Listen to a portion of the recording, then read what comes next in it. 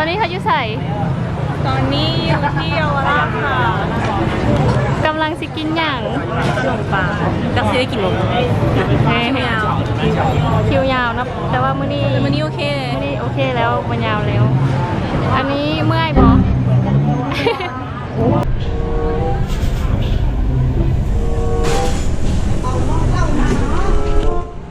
เอมมี่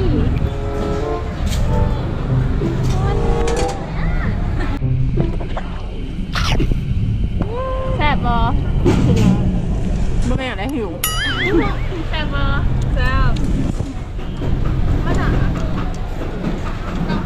เผ็ด กินให้เบิ่งเลยกินให้เบิ่งเลยคำใหญ่ๆก็ต้องใส่ เฉียบเนี่ยรีวิวทุกคน เอาเล่น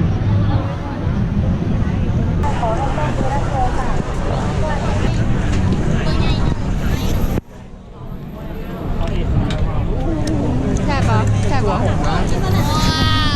เห็นที่แบบว่ารับทานคุณจะแบบ มัว แซ่บเลยเนาะ รีวิว นั่นแหละนั่นแหละ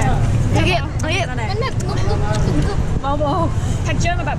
กรอบเส้นใหญ่เลย ผมน้ำไหน น้ำจิ้มแซ่บ น้ำจิ้มแซ่บอ๋อ สรุปคือน้ำจิ้มแซ่บ บุษยาเวลาที่ห้า